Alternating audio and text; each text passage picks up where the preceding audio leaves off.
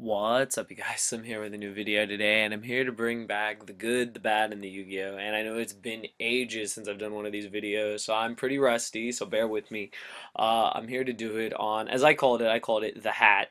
Instead, we already know it's the hands, artifacts, trap tricks deck, the deck that's literally just like, since it's surfaced, has been topping and are winning events left and right, along with Madolches and stuff like that. I wanted to start with this deck just because it was really unique. It was something that now people are tired of it, they're bored of it, they don't want to see it no more.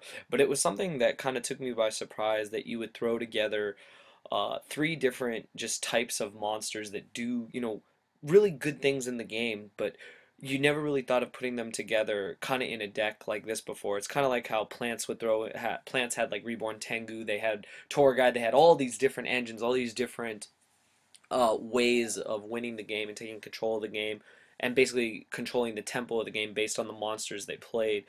So I found that really interesting. So I'll say what the good part is, in my opinion. I'm not really familiar with this deck. I have not played it. I have not used it yet. I've only talked to a couple people that have used it and just got some basic information on it. But I would say, in my personal opinion, the good things about this deck is that it does give you a lot of variety. It gives you a lot of variety in your plays. You can summon Mermilo and search for Bottomless Trap Hole. You can also search for, of course, the main Trap Tricks Nightmare card's awesome. So really, really cool that you're able to search trap cards, and when this card special summon, you can pop stuff. They do run Call of the Haunted. They also run this card, Dionea, the new trap trick. That card is really, really cool. I've seen a lot of decks only run one. I did see some that ran two. I believe the one that got first place at the Nationals, I saw it on my brother Vexy's channel. It had two of these. So really cool. You just bring this out, get this, and you can pop a back row, and then you can do your rank 4 XYZ. So that's pretty cool. So I like that. I like the variety in the trap tricks. The hands, I've already talked about the hands. I think the hands are some of the best cards to ever be played in the game, to ever come out in the game. They're insane. They just do so much. They solve a lot of problems for rogue matches, auto outs to cards like Ophion, and just popping back row and just resummoning themselves like Reborn Tengu. So I don't need to talk on them. They're great.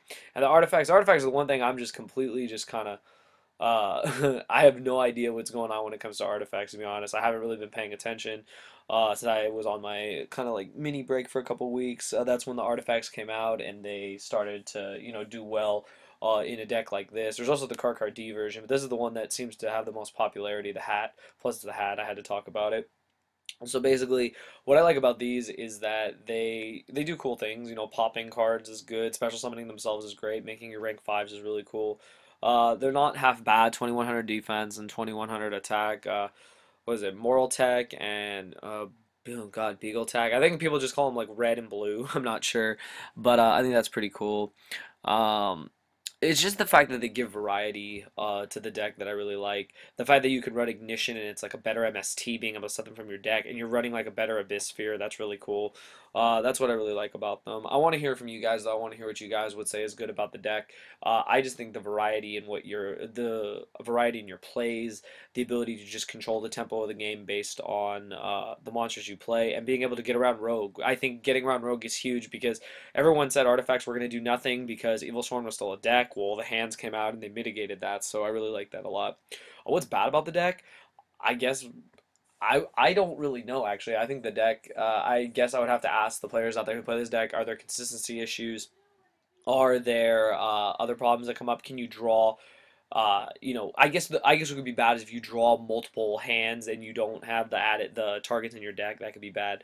Other than that, I don't see that many problems. I guess maybe the ignitions and stuff they could get clumpy. I'm not sure. I doubt it though. I think the deck could be bad that if it comes up against if it just opens bad. Like a lot of decks, they open bad. They open inconsistent. Sometimes you want to open the artifacts and the hands together. I've heard things. You want to open Mermelo to search out the trap holes and just be set up for the turns and be able to get past whatever your opponent brings at you. And then I guess the number one thing about this video is what is so Yu-Gi-Oh about it. So Yu-Gi-Oh about it, I would say, is the fact that it makes your opponent afraid to play MST. That's all I've been hearing about artifacts is that people are like dropping MST to 2. Some people aren't even main decking it. I know a lot of decks didn't main it last format, but a lot more decks are afraid to hit the back row because they don't know what they're playing against. They could hit red or blue guy and they could just cause craziness. They could hit the trap and lose another card, and they get to summon an artifact. So there's a lot of crazy stuff that can happen if people blind MST. I would say that's the best part about it is hopefully it's reduce the number of blind MSTs that go on in the game. But I'm going to leave this episode open to you guys since I'm not super familiar with it. I'd like to hear anyone in the comments below what you feel is good and bad about it. And you can throw in a Yu-Gi-Oh thing about it too. That'll just kind of get me up to speed with this deck. Like I said, I do apologize. I haven't really been paying attention that much to the game. I've been on kind of vacation for the last couple of weeks. I did make a video talking about that, how it's good and healthy, but now trying to get back, I've noticed already, like, it's kind of hard to, like, oh, what are all these new cards do? Like, I only know about the hands. I didn't really pay attention to trap tricks. Now I got to read all about artifacts and how they're dominating the format right now, along with Madolches and along with, everyone wants me to do a video on Sylvans. I'm going to do a video on Sylvans and a video on Madolche for this. But I just wanted to start with this deck since it seems to be like one of the front runners right now in the game. And Madolches have already been discussed. Sylvans are going to have to be discussed. I haven't looked into them either, but this was just the most unique of the 3 decks to see play, in my opinion, for the fact that it's a variety of monsters that do a bunch of cool things and they work. Like, it's the fact that they work that's really, really cool. So I do like to see things like that in the game. A little more inspiration to play, I guess you could say. So anyways, hope you guys enjoyed the video. You know, give it a thumbs up, and please comment below with what you feel is good and bad, and you go about this deck.